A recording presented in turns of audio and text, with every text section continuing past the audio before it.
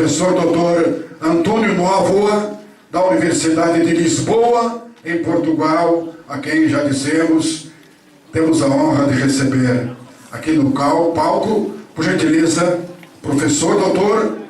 Antônio Novoa.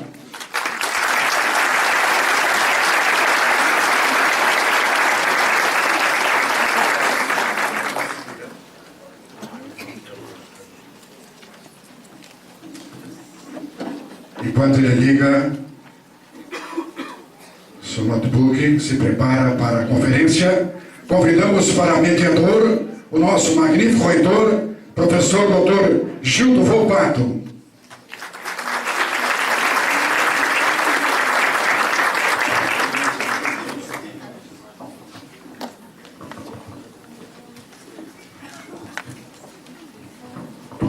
Vou apresentar nosso mediador, depois ele apresenta o conferencista. O professor Dr. Gildo Volpato é doutor em Educação pela Unicinos. Possui livros e artigos publicados na área da educação. Atualmente é professor do mestrado em Educação e pesquisador sobre os temas avaliação institucional, práticas pedagógicas e formação docente no ensino superior. É vice-presidente do Conselho Estadual de Educação de Santa Catarina e reitor da Unesc em segundo mandato. Com a palavra, então, o nosso mediador, professor Dr. Gildo Volpato. Bom dia a todos e a todas. Mais uma vez, sejam muito bem-vindos à nossa instituição, muito bem-vindos a este momento importante de discussão, de reflexão. Antes de apresentar o nosso palestrante, queria perguntar se todos viram o nosso editor-chefe da Unesc. Conseguiram vê-lo? Estava dizendo, deveria ter dado o microfone para ele vir mais aqui à frente de vocês, né? Mas só para dizer, né, queria fazer esse registro, um pequeno, grande homem. Vocês viram, né, a proposta dele de tentar expandir para toda a comunidade as obras, né, a oportunidade aos professores da rede pública, à comunidade em geral, criando uma outra condição dentro da editora para atender tanto as necessidades acadêmicas quanto a população em geral, né? Mas só para registrar isso, eu acho que é importante fazer esse registro em nome do nosso editor-chefe e da nossa proposta de editora. Eu vou apresentar então agora o professor Antônio Novoa, ele que esteve aqui conosco no dia 4 de julho de 2010. Então vai fazer 2 anos, há menos de 2 anos atrás, o Novoa esteve aqui conosco, 2014. Em 2014. Há menos de 2 anos atrás ele esteve aqui conosco discutindo e propondo aí uma série de debates e novamente está aqui conosco. Então, primeiramente eu quero agradecer o aceite ao convite. E passo então a apresentação ao Antônio Novoa. Ele também que foi candidato à presidência dos Estados, a presidência de Portugal, e a eleição foi agora em fevereiro, foi isso, né? Janeiro. Então, e quase chegou lá, né? Para todos os efeitos, ele ficou em segundo lugar e quase foi para o segundo turno, e como ele mesmo disse, se tivesse ido para o segundo turno, talvez a realidade tenha sido outra, né? Então, professor Novoa, é um prazer tê-lo aqui novamente. O Antônio Novoa, que é reitor honorário da Universidade de Lisboa, instituição de que foi reitor entre 2006 e 2013. Doutor em Ciências da Educação pela Universidade de Genebra e doutor em História pela Universidade de Paris, Sorbonne. Doutor honoris causa pela Universidade do Algarve e pela Universidade de Brasília. Professor catedrático do Instituto de Educação da Universidade de Lisboa, autor de obras no campo da educação e da formação de professores, da história da educação e das políticas educativas. Com vocês, conosco, professor Novoa. Fique à vontade, professor.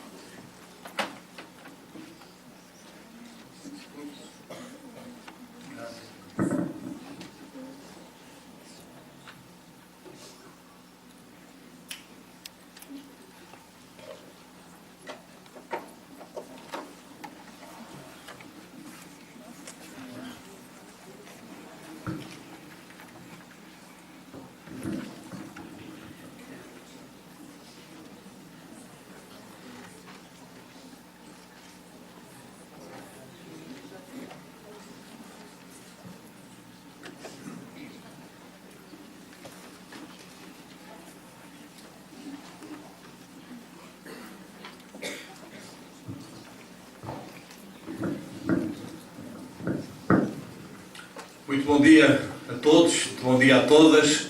É um prazer estar aqui, enfim, cumprimentar o reitor da Unesc, o professor Gildo, dizer que é um prazer voltar aqui a Criciúma e à Unesc, agradecer a todos pelo convite, pela vossa presença, esperando que as minhas palavras tenham, enfim, algum interesse e possam suscitar algum diálogo. Eu, na verdade, cometi nestes últimos dias a preparar esta minha intervenção talvez algum excesso, porque estava com o problema. Nós muitas vezes damos o título às palestras antes de saber o que é que vamos dizer, não é? E pedem-nos um título e a gente dá um título, não é? E depois, quando vai preparar a palestra, fica prisioneiro ou fica refém do título que deu, não é? E eu não sabia muito bem como é que havia de encaminhar esta palestra e tinha esse problema, e de maneira que, para resolver o problema, acabei por criar 3 problemas, não é? E na verdade o que eu vos vou fazer são 3 palestras e não uma palestra, não é? Farei 3 palestras muito pequeninas, muito curtas, não é? A Susana, a nossa colega de Matinhos, dizia-me que se eu falasse 15 minutos já estava bom, não é? Vou tentar falar um pouco mais, talvez uns 45, não é? Mas tentarei não ir além desse tempo, e no fundo vou fazer 3 mini palestras de 15 minutos cada uma, não é? As palestras estão ligadas umas com as outras, mas elas têm uma certa autonomia, e num certo sentido o que eu vou fazer, mais do que 3 palestras, é 3 esboços, não é? Vou fazer um esboço de uma palestra, vou fazer um esboço de qualquer coisa que necessitaria de muito mais tempo para ser desenvolvido. E portanto peço-vos desde já desculpem a vossa compreensão, vai exigir da vossa parte uma espécie de tentativa de preencher o caminho, não é? Eu vou assinalar umas pedras no caminho, não vou propriamente fazer o caminho da argumentação, vou assinalar umas pedras e depois vocês farão o favor de percorrer o caminho entre as pedras e de tentar dar algum sentido ao que eu vou tentar propor-vos. Além de serem 3 palestras, eu tenho este problema, que é o problema de falar o português de Portugal, que nem sempre é uma coisa muito fácil de entender no Brasil, e eu tenho sempre essa preocupação. Eu julgo que já o disse aqui em Criciúma, essa dificuldade que nós às vezes temos e que nos levanta algum problema na relação. Nós temos que falar mais devagar do que é normal. Eu falo numa velocidade muito mais lenta aqui do que falo em Portugal, e temos sempre esta dificuldade de sentirmos que é a mesma língua e não é bem a mesma língua. Isso às vezes traz-nos muitos episódios desagradáveis, mas temos alguns também que nos reconciliam, não é? E lembro-me que um que me reconciliou com esse problema foi um motorista de táxi em Brasília, já aqui há uns 2 anos atrás, talvez, que eu vim fazendo uma longa conversa com ele, era na altura da Copa, portanto deve ter sido em 2014, quando eu estive aqui em Criciúma também. Viemos falando da Copa e de todos os problemas que havia à volta da Copa, etc. E na verdade foi uma conversa muito agradável. E o motorista no final da conversa deixou-me no hotel e disse-me: olha, sabe, foi muito agradável conversar com o senhor. Gostei muito de conversar com o senhor. E depois acrescentou, coisa que me reconciliou muito com o meu português, e deixe que me diga uma coisa: o senhor, para um português, para um estrangeiro, o senhor para um estrangeiro, até que não fala assim tão mal português, não é? E eu, enfim, achei que era um belo elogio que ele me tinha feito, não é? E portanto eu espero, enfim, que esta assistência diga o mesmo daqui a 45 minutos, não é? O homem é estrangeiro, mas ele fala um português que não é assim tão mau como isso. Na verdade, as 3 palestras, que não são 3 palestras, que são 3 apontamentos, o primeiro é sobre um ensaio de uma tentativa de reflexão sobre a escola do futuro. O segundo é mais centrado sobre aspectos institucionais da formação de professores. É uma proposta, é uma provocação, na verdade. E o terceiro é uma coisa mais de conteúdo sobre como organizar um programa de formação de professores. Como percebem, isto é excessivo falar disto em 45 minutos e, portanto, vão ficar apenas umas luzes, não é? Certamente polémicas e certamente definidas de maneira excessivamente superficial. Quando pensamos na escola do futuro, começamos por pensar na escola que está em crise hoje. Uma crise profunda, uma crise social, uma crise política, uma crise da escola, uma crise dos professores, uma crise da pedagogia. Eu não vou falar muito sobre isso, porque todos vivemos essa situação e não vale a pena estar a acentuar o que é vivido por nós todos os dias. E esta crise é uma espécie de uma crise recorrente. Sempre que se fala de educação, fala-se de crise, não é? Há 20 anos a escola estava em crise, há 40 anos estava em crise, há 60 anos estava em crise, há 80 anos estava em crise. A escola está sempre em crise. É uma espécie de uma crise permanente, que é também resultado de uma insatisfação que nós temos em relação à escola. No entanto, o meu argumento hoje perante vós é que esta crise, hoje, que nós estamos a viver, não é uma crise como as outras, não é uma crise como aquela que vivemos há 20 anos, ou há 40, ou há 60 anos atrás. É uma crise que representa o final de um ciclo histórico. Nós estamos a viver, a nossa geração está a viver o final de um ciclo, que é o ciclo daquilo que eu designo pelo modelo escolar, o ciclo de escola que se iniciou há 150 anos atrás. Antes disso não havia escola no sentido que nós hoje damos ao termo escola, e este final deste modelo escolar está junto com uma ideia de crise e, portanto, com o início de qualquer coisa nova, de qualquer coisa diferente, que nós não sabemos ainda muito bem o que é. Eu vou ser excessivo, vou ser provocatório no que vos vou pôr a seguir, mas como estou a ler agora coisas sobre o reinado de Dom Pedro II, ando interessado pelo século XIX brasileiro, pus-me a pensar, isto obviamente é uma metáfora, não é? Pus-me a pensar nos termos do reinado de Dom Pedro II, iniciado em 1831 e terminado em 1889. E comecei a pensar que justamente no mundo inteiro é neste período que se constrói a escola. Dito de uma maneira excessiva, em 1831 não havia escolas em parte nenhuma do mundo. Não havia escolas no sentido que nós hoje damos ao termo escola.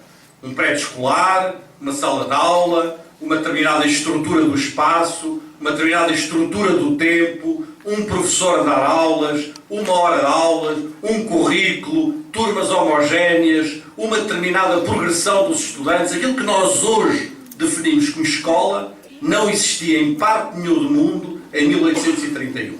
Não havia nenhuma escola no mundo. Esta ideia de escola não existia.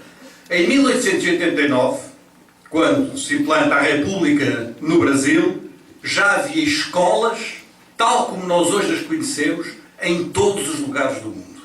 Isto é, num período histórico muito curto, de 40 a 50 anos, criou-se a escola que nós conhecemos.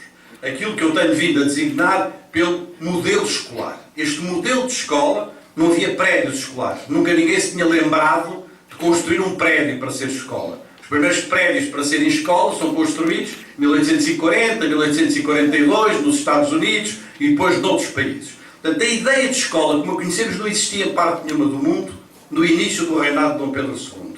Quando se implantou a República no Brasil, já havia escolas em todo o mundo, tal como nós hoje definimos o conceito de escola.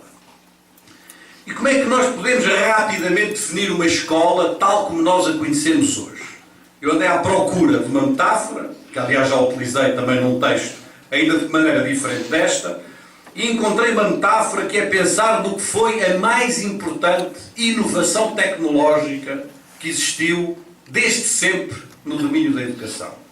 E se vocês pensarem no que foi a mais importante tecnologia que foi inventada no domínio da educação, julgo que todos concordaremos entre nós que essa inovação tecnológica mais importante que houve desde sempre chama-se o quadro negro. Não é? Isto é, que não há nada mais importante do ponto de vista tecnológico do que o quadro negro. Em 1831 não havia quadros negros. Não existia. Nunca ninguém tinha pensado utilizar um quadro negro para dar uma aula. Em 1889 havia quadros negros em todas as escolas e em todos os países do mundo. Estou a tentar-vos definir uma transformação que foi feita durante uma geração, durante um período de 40 anos, para vos dizer que a nossa geração vai fazer uma mudança da mesma dimensão que aquela que teve lugar neste período. Que nós somos a geração de uma mudança para um outro tipo de escola, que que ainda não sabemos muito bem o que é, mas que já pressentimos algumas das suas realidades. Eu podia estar muitas horas a definir o quadro negro. Podia estar muitas horas a definir o quadro negro, mas vou, como vos disse, fazer uma coisa excessivamente rápida e peço-vos desculpa pela rapidez da argumentação. Mas todos facilmente reconheceremos 5 características no quadro negro. Poderia estar aqui muitas horas a falar-vos de muitas outras, mas 5 características que são marcantes do quadro negro. A primeira é que é uma pedra. O quadro negro é uma pedra. E é uma pedra vazia. Não tem lá nada escrito. Não tem lá nada... É preciso que alguém escreva lá alguma coisa para que ele se torne um instrumento didático. É uma pedra vazia. É uma superfície sem nada. E é uma superfície sem nada no qual o professor escreve alguma coisa e, através desta escrita, transforma a sua pedagogia numa pedagogia vertical, numa pedagogia frontal. Na verdade, quem inventa a sala de aula, quem inventa o mobiliário escolar, quem inventa a maneira como os alunos estão sentados na sala de aula é o quadro negro. Os alunos estão lá sentados, naquele formato, naquele espaço, para que o quadro negro possa ser utilizado. E, portanto, através de uma pedagogia vertical de um professor para um conjunto de alunos. O quadro negro é uma estrutura fixa, está colada a uma parede. E quando está colado a uma parede, ele define um determinado espaço. A educação sai dos lugares onde até aí aconteceu, os lugares da família, os lugares dos ofícios, os lugares da rua até, para se concentrar num espaço da sala de aula que tem as mesmas dimensões em todo o mundo. A sala de aula não pode ser muito grande. Nós não poderíamos utilizar aqui um quadro negro, porque as pessoas lá atrás não veriam o quadro negro. Mas se for num grupo de 4 ou de 5 ou de 6 pessoas, o quadro negro é totalmente inútil. O quadro negro uniformiza, homogeneiza um determinado espaço da sala de aula e ele constrói-se esse espaço em volta deste objeto chamado quadro negro. E depois, obviamente, o quadro negro é uma coisa que se utiliza dentro de um espaço. Dentro da sala de aula, dentro de um determinado espaço. O quadro negro que seja utilizado no espaço da sala de aula não pode ser visto por ninguém que está do outro lado desta parede. Ele é utilizado no interior, dentro de um determinado espaço, e é sobretudo um objeto que pertence ao professor. É certo que muitas vezes chamamos o aluno ao quadro negro, mas é sobretudo um objeto do professor, é aquele objeto a partir do qual se construiu uma determinada ideia de pedagogia, uma determinada ideia de didática, uma determinada ideia de transmissão do conhecimento, uma determinada ideia do que é fazer educação no sentido escolar do termo. Ora bem, eu aqui em várias palestras tenho falado de um texto de Michel Serres, em que ele refere que nós estamos numa terceira revolução da história da humanidade, depois da grande revolução da escrita há milhares de anos, depois da grande revolução do livro há 500 anos, estamos hoje numa nova revolução, a que alguns designam pela revolução digital, não por razões tecnológicas. O Michel Serres não fala na tecnologia, mas fala no que isso muda na nossa maneira de nos relacionarmos com o conhecimento, de comunicarmos, de estarmos com os outros, em definitivo, da nossa maneira de utilizarmos o cérebro, de utilizarmos o corpo, de utilizarmos a comunicação, a nossa maneira de aprendermos, que é hoje muito diferente do que era na geração anterior à nossa, do que era na minha geração em relação à geração mais nova, ou do que era a geração dos meus pais. E diz o Michel Serres que essa transformação é a transformação que vai mudar radicalmente os modos de aprendizagem e, através dessa mudança dos modos de aprendizagem, vai mudar também a nossa ideia de escola, a nossa ideia do que é fazer escola, do que é estar escola, do que é estarmos organizados no interior de uma determinada escola. Se nós quiséssemos, em vez do quadro negro, utilizar uma outra metáfora, e obviamente que a metáfora dos tempos modernos não pode ser senão a metáfora do celular, ou do tablet, ou do iPad, ou do notebook, ou de outra coisa qualquer, se quiséssemos utilizar essa metáfora e mudarmos, portanto, da metáfora do quadro negro para esta metáfora do tablet, vocês dizem tablet, não diz? Do tablet, nós verificaríamos que estas 5 características vão mudar radicalmente. E verificaríamos facilmente que onde havia um quadro negro como uma estrutura vazia, temos agora um tablet que está cheio de todos os conhecimentos. Estão lá os conhecimentos todos do mundo. É um instrumento pequenino, mas onde está lá o conhecimento todo. E, portanto, há uma mudança radical de uma coisa para a outra. Que onde havia uma comunicação do quadro negro que apelava a uma pedagogia vertical, há agora um instrumento que nos permite comunicar horizontalmente uns com os outros. Que nos permite uma comunicação entre vários e uma comunicação em rede, horizontal em vários planos. O tablet é mais ou menos inútil para um professor comunicar com os alunos, ele serve para uma comunicação mais horizontal. Que onde havia um objeto fixo, há agora um objeto móvel. Um objeto que vai connosco para todos os lugares, que anda colado ao nosso corpo, que anda no nosso bolso e que se movimenta connosco, que perdeu a dimensão física do espaço para se transformar em qualquer coisa móvel que se movimenta connosco. E finalmente, onde havia um objeto que apenas servia para uma comunicação dentro de um espaço, há agora um objeto que serve para comunicar dentro e fora desse espaço e que, portanto, é indiferente haver aqui uma parede, ele ultrapassa essa parede, ele funciona para uma comunicação que não é definida pelo espaço físico da sala de aula. E, finalmente, um objeto que onde havia um professor, passa a haver um coletivo de professores que podem utilizar esse objeto de forma coletiva e que não estão fechados no interior da sua sala de aula, no interior do seu espaço, com os seus alunos, com a sua disciplina, tratando de educar naquele espaço concreto e naquele espaço fechado. Daqui poderíamos deduzir muitas coisas. E eu não vou agora ter o tempo de o fazer, porque deixo-vos apenas o apontamento. Mas como percebem, quando se passa de um objeto vazio para um objeto cheio de conhecimentos, nós estamos perante uma nova relação com o conhecimento. A relação com o conhecimento hoje muda. O conhecimento está ao alcance das nossas mãos em qualquer lugar e, portanto, a ideia de pedagogia vai centrar-se cada vez mais numa ideia de apropriação, numa ideia de construção de sentidos, numa ideia de interligação do conhecimento, de compreender os seus sentidos e os seus significados e muito mais numa ideia do que numa ideia de transmitir um determinado conhecimento. A nossa relação com o conhecimento está a mudar, ela vai mudar profundamente, ainda que o conhecimento continue a ser o centro do nosso trabalho como educadores.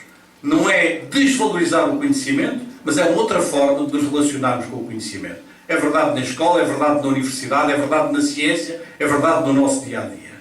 Onde tínhamos uma pedagogia vertical, vamos mudar para uma pedagogia horizontal, que obviamente vai mudar os nossos modos de trabalho pedagógico. A nossa pedagogia vai ser uma pedagogia mais horizontal, uma pedagogia em que vamos ter uma dinâmica de cooperação mais forte e muito menos uma dinâmica de transmissão vertical de um professor para um conjunto de alunos. Onde havia um espaço fixo, vemos agora um espaço móvel. E isto quer dizer que vai haver uma relação com a aprendizagem que, num certo sentido, se vai soltar dos espaços físicos.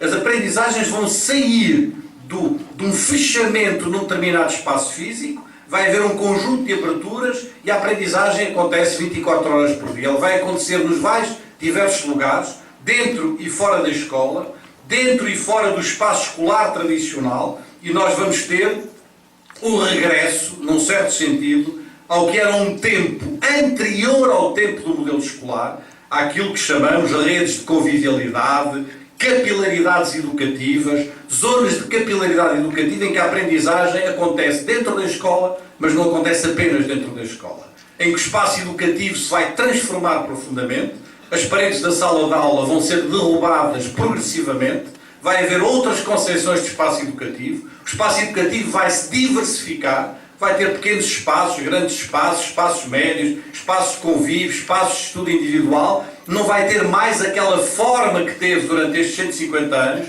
em que as escolas eram basicamente um somatório de salas de aulas, todas mais ou menos uniformizadas. Essa ideia de escola, essa ideia de pré-escolar, está a cair em desuso e ela vai dar origem a um desdobramento de diversos espaços educativos. Estamos perante transformações imensas que estão a acontecer em muitos lugares do mundo e que, obviamente, têm como centro também uma redefinição do trabalho docente. Os professores vão continuar a ser muito importantes na escola do futuro. Vão, é o meu argumento seguinte, mas vão ter uma definição muito diferente do seu trabalho.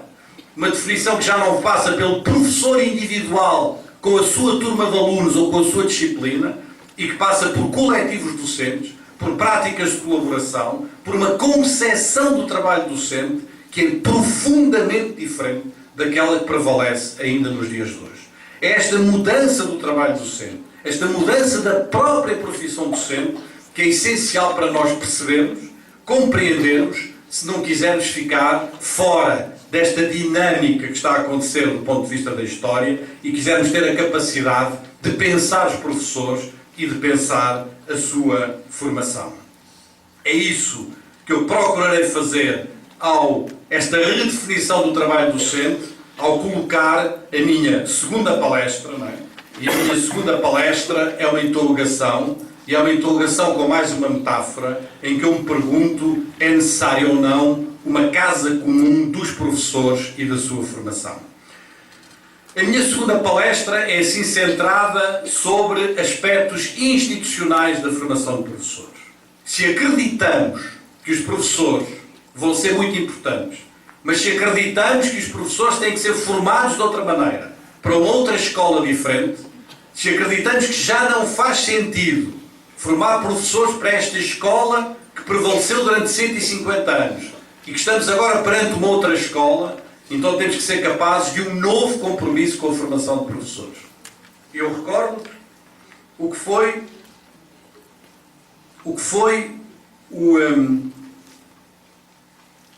o aspecto, eu estava a pensar se pode dizer assim, mas acho que pode.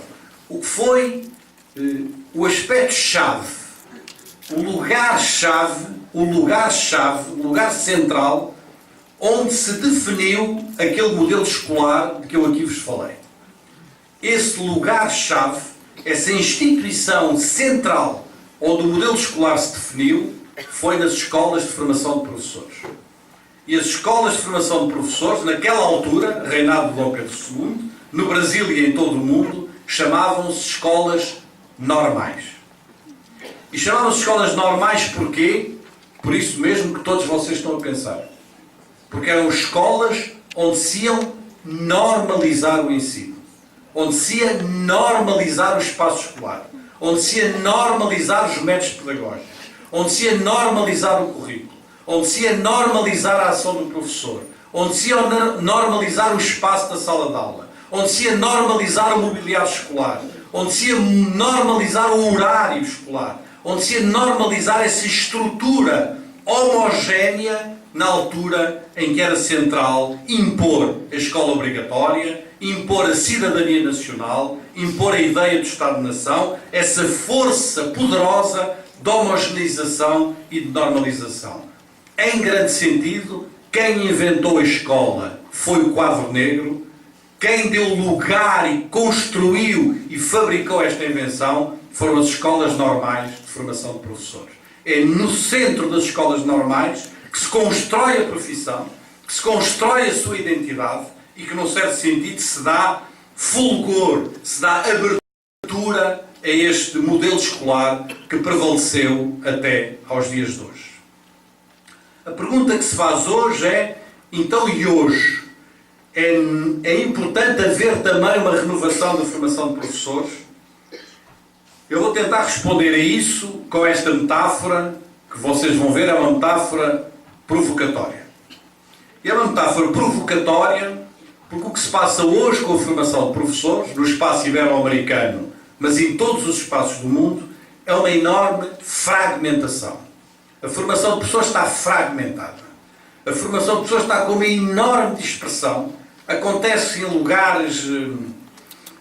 É as licenciaturas por um lado, é as pedagogias pelo outro, é as formações continuadas por outro lado. Há uma fragmentação em que não há verdadeiramente, nem dentro das universidades, nem fora das universidades, um lugar institucional, a que eu chamei aqui provocatoriamente, uma casa comum, onde se crie a identidade dos professores e se faça a sua formação.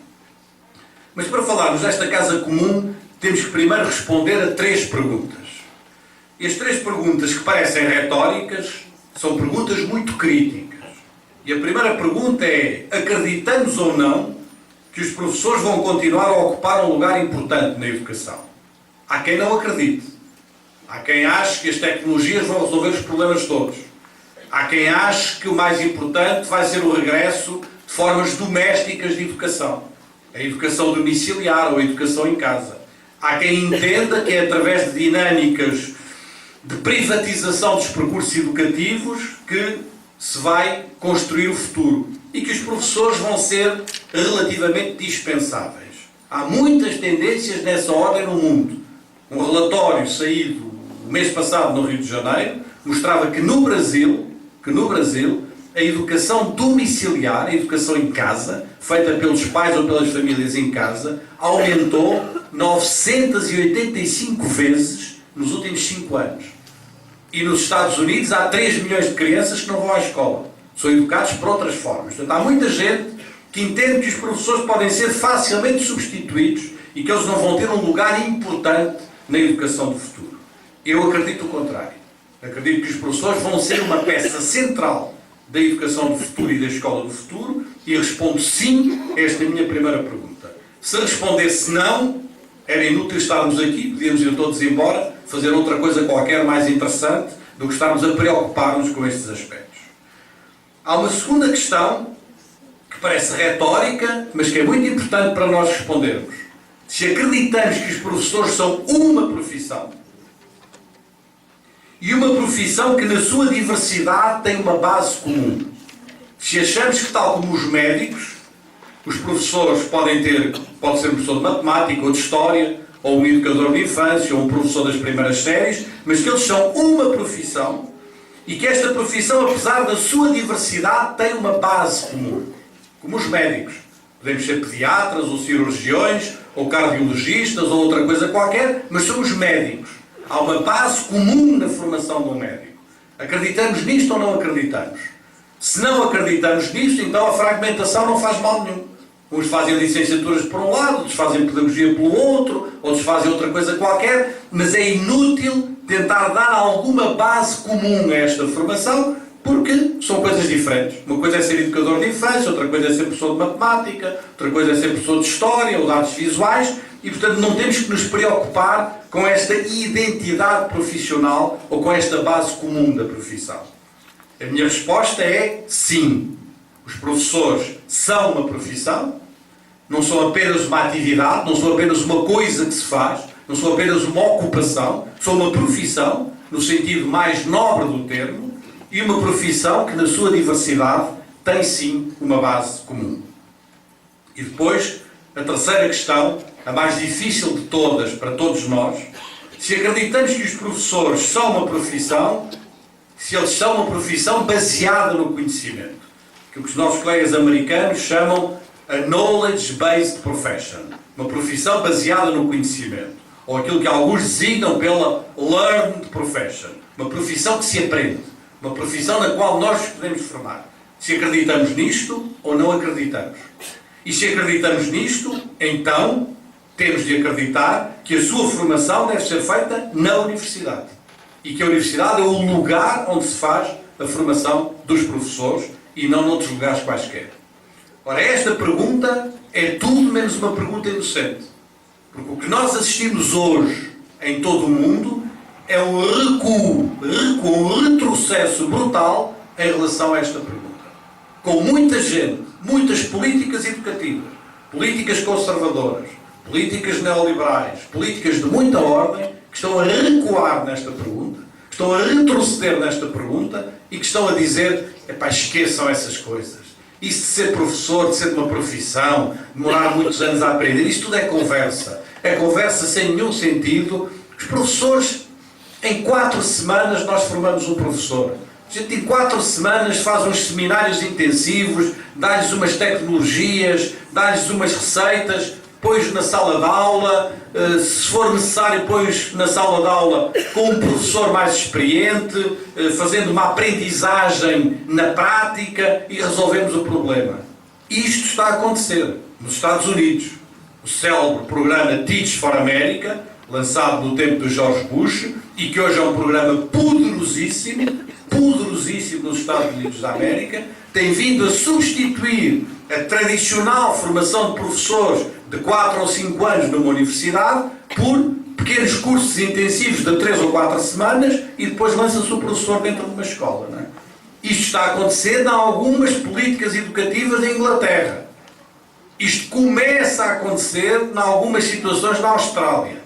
Isto começa a acontecer em algumas situações nos países nórdicos, que para nós são sempre, habitualmente, a referência, porque nós julgamos a nossa questão no domínio da educação. Ora bem, estamos a assistir a um retrocesso conservador profundo em muitas matérias, culpa nossa também, culpa da nossa dificuldade de instituirmos uma verdadeira formação de professores, não é, dentro das universidades, culpa da maneira como muitos dos nossos cursos de pedagogia estão organizados, culpa da nossa maneira com um certo descompromisso com a profissão, culpa nossa, mas também culpa de políticas educativas que estão hoje a tomar conta de muitas realidades no mundo. Para mim, é preciso responder sim a estas três perguntas. Sim, os professores vão continuar a ter um papel importante na escola e na educação, mas esse papel vai ser muito diferente do que foi nos últimos 150 anos. Sim, os professores são uma profissão, na sua enorme diversidade, mas eles têm uma base comum, uma identidade comum, e nós temos de ser capazes de reforçar esta identidade. E sim, os professores são uma profissão baseada no conhecimento, que exige uma formação longa e uma formação que deve ter como lugar central a universidade. Ora, se respondermos a estas três perguntas,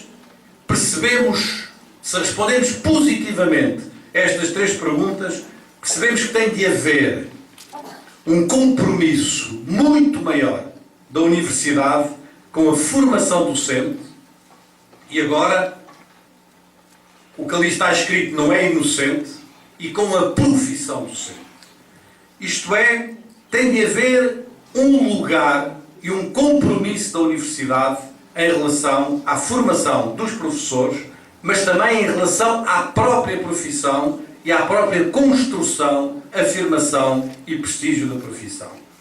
Isto eu digo, não é para criticar ninguém, mas é para dizer que a universidade, enquanto universidade, raramente ou nunca se preocupou com esta matéria. Ela preocupa-se no sentido em que precisa ter alunos, em que as licenciaturas precisam ter alunos, em que os bacharelatos às vezes não atraem alunos e as licenciaturas atraem mais.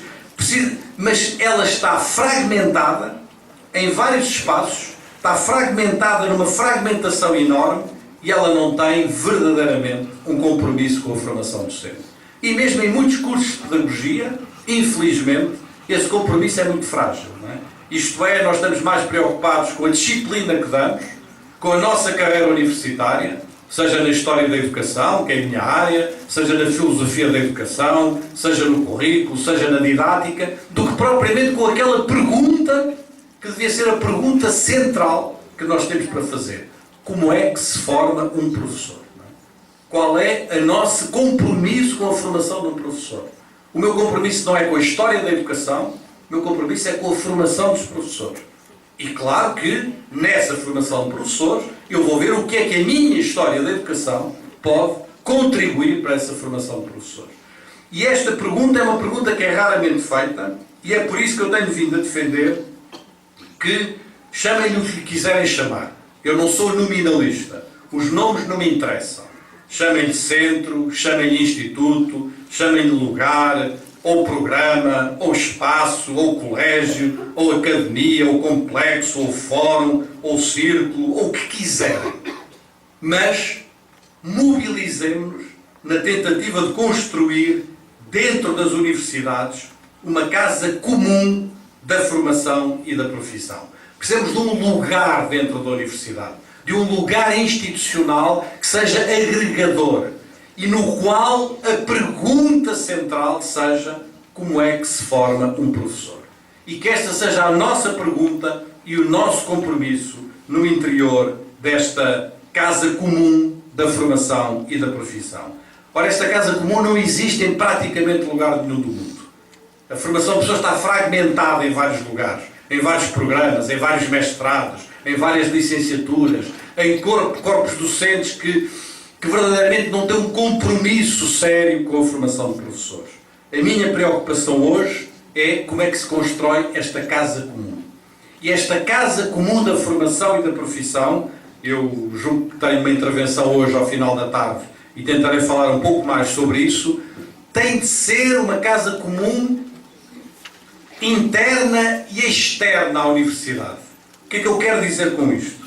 Tem que ser um lugar que não seja apenas um lugar da universidade, mas que seja aquilo que nós por vezes designamos por um terceiro lugar. Um espaço híbrido que tenha lá a universidade, mas que tenha também as escolas, que tenha também os professores, que tenha também as associações, que tenha também as políticas públicas, que tenha também os movimentos sociais, um lugar que tenha também a pesquisa, um lugar que seja um lugar mais amplo do que um lugar interno à universidade. E é por isso que programas como aquele que foi aqui hoje de manhã apresentado, o PIBID, ou outros programas do género, são programas tão interessantes para justamente conseguir essa abertura da universidade sobre as escolas e sobre a sociedade, sem o qual, verdadeiramente, nós não conseguiremos construir uma casa comum da formação e da profissão. As escolas normais, que eu aqui vos falei, e que são um símbolo deste modelo escolar dos últimos 150 anos, foram durante muito tempo esse lugar. As escolas normais não eram, contrariamente ao que vocês possam pensar, não eram apenas um lugar onde se formava professores. As escolas normais foram durante muito tempo muito mais do que isso. As escolas normais foram um lugar onde se inventaram os métodos de ensino. O método de ensino simultâneo, por exemplo, que hoje nos parece óbvio, é inventado dentro das escolas normais. Os métodos de ensino foram inventados dentro das escolas normais. As escolas normais eram um lugar onde se fazia pesquisas sobre a profissão, onde se faziam as grandes inovações, as grandes conferências pedagógicas do final do século XIX eram organizadas pelas escolas normais. As escolas normais influenciavam profundamente as políticas públicas e tinham uma relação forte com as políticas públicas. As escolas normais foram o lugar onde nasceram as primeiras associações e os primeiros sindicatos de professores. A dinâmica associativa da profissão, a dinâmica identitária da profissão nasceu ali. Elas foram, até meados do século XX, quando caíram totalmente em desuso, quando se transformaram numa instituição pobre, numa instituição muito técnica, muito técnico-metodológica, muito pouco interessante do ponto de vista científico, quando acabaram, cerca de meados do século XX, não é? Elas tinham perdido esta dinâmica que agora nós temos que recuperar dentro da universidade, num espaço institucional a criar dentro das universidades, mas sempre em ligação com as escolas, em ligação com as profissões, em ligação com as políticas públicas, em ligação com a pesquisa. Isto é uma casa comum que seja mais forte do que é esta fragmentação em que vivemos nos dias de hoje. E o que fazer dentro desta casa comum? Esta é a minha terceira e última palestra. Os meus últimos 15 minutos, não é, serão dedicados ao que fazer dentro desta casa comum. E o que fazer dentro desta casa comum é difícil de dizer em 15 minutos, obviamente. Não é? E, portanto, eu tentei encontrar aqui uma estratégia para contornar a dificuldade de responder a isto em 15 minutos. E vou...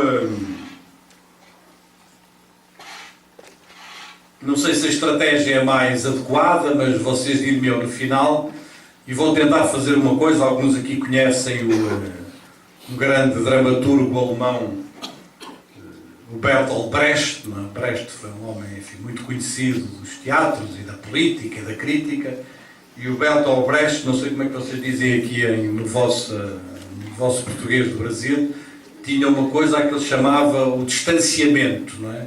A ruptura brechtiana, não é? E o distanciamento era, por exemplo, nós estávamos a fazer uma narrativa, não é? Às vezes muito emocional, não é? Por exemplo, na Mãe Coragem, uma das peças mais célebres do Brecht, não é? E a certa altura a cena parar, não é? Digamos, a pessoa que está a fazer a cena para, não é?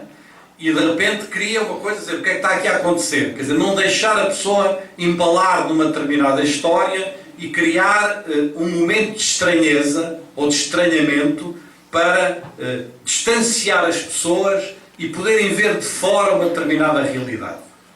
O que eu, na verdade, vou tentar fazer aqui convosco ainda está um bocadinho verde, isto que eu vou fazer convosco, é uma espécie de distanciamento brechtiano.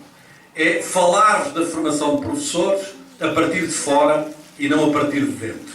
Esperando que vocês façam a ponte entre uma coisa e outra. Que a partir do que eu vos vou dizer, digam, ok, ele está a falar dos médicos, mas na verdade não está a falar dos médicos, está a falar dos professores.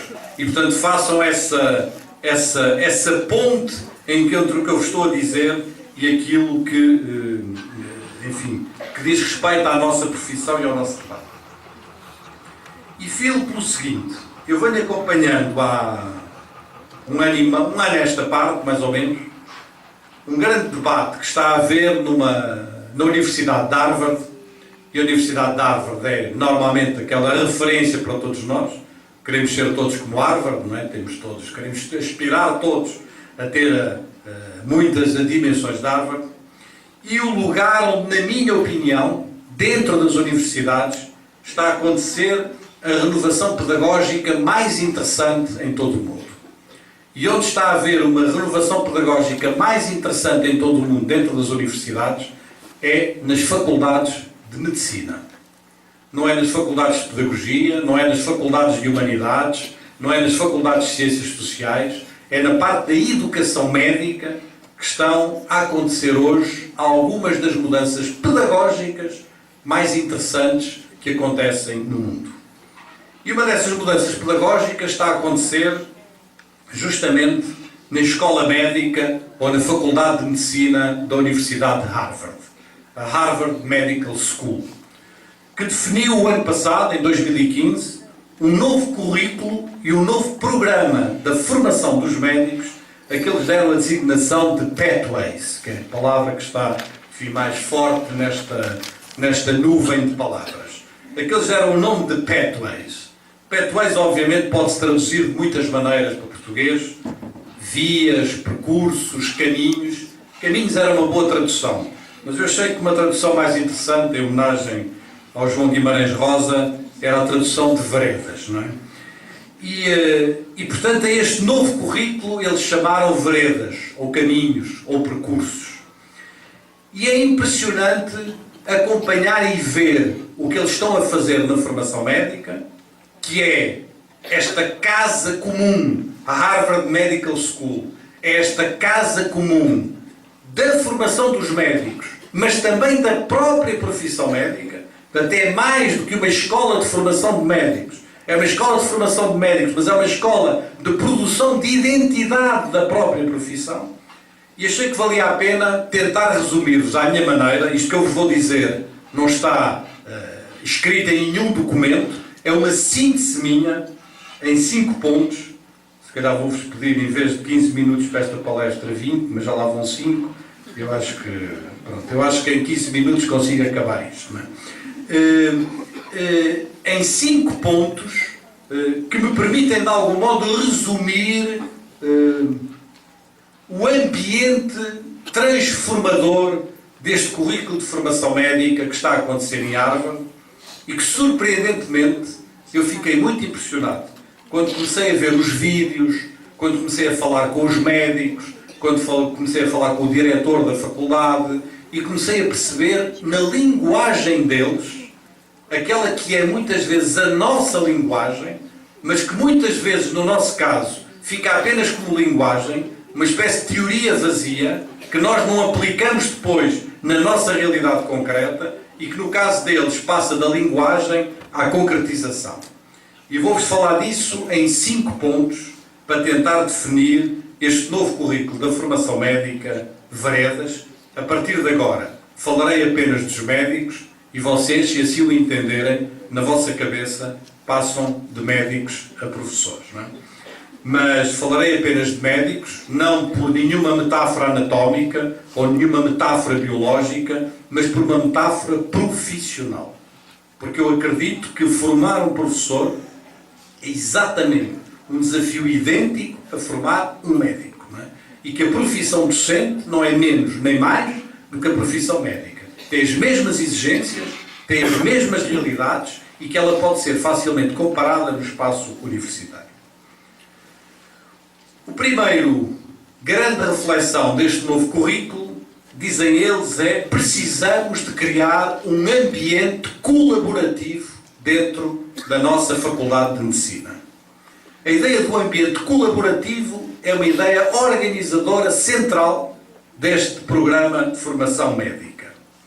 E dizem eles, este ambiente colaborativo só existe se houver um esforço de socialização profissional, de introdução à profissão desde o primeiro dia da Faculdade de Medicina. Vocês encontram aqui certamente semelhanças com programas como o PIBID, que aqui foi desenvolvido e apresentado há pouco. Este esforço de socialização leva-os, por exemplo, a terem determinados momentos simbólicos na formação, e um dos momentos simbólicos é o momento que acontece no segundo dia da Faculdade de Medicina, quando os alunos entram na Faculdade de Medicina, e nesse segundo dia há uma cerimónia simbólica que é a entrega, eu acho que vocês dizem aqui em português, nós dizemos das batas, eu acho que vocês dizem dos jalecos, não é? É jalecos que vocês dizem, não é? Da entrega dos jalecos. No segundo dia da Faculdade de Medicina, do primeiro ano, é entregue numa cerimónia simbólica os jalecos aos alunos dentro de um hospital. Esta cerimónia tem o simbolismo de dizer: nós estamos aqui para formar um médico. Nós estamos aqui para socializar alguém no interior de uma determinada profissão. Nós não estamos aqui para ensinar anatomia, ou fisiologia, ou farmacologia, ou química, ou biologia, outra coisa qualquer. Não, não. Nós estamos aqui para formar médicos. E para formar médicos é preciso que a pessoa tenha contacto com a profissão desde o primeiro dia. Esta ideia de um ambiente colaborativo, centrado sobre a profissão, é a preocupação central deste ambiente colaborativo. E depois dizem o seguinte: tudo aqui se passa através de dinâmicas de intercooperação e de colaboração entre todos nós. E o todos nós é mesmo todos. Entre os alunos e os professores, certamente, mas entre os alunos e os médicos dos hospitais também, e entre os alunos entre eles também. Tudo aqui se passa num ambiente de intercooperação e de colaboração. E definiram mesmo um conceito, que é um conceito que eu pessoalmente nunca tinha ouvido, que é o conceito de Near Peer Learning.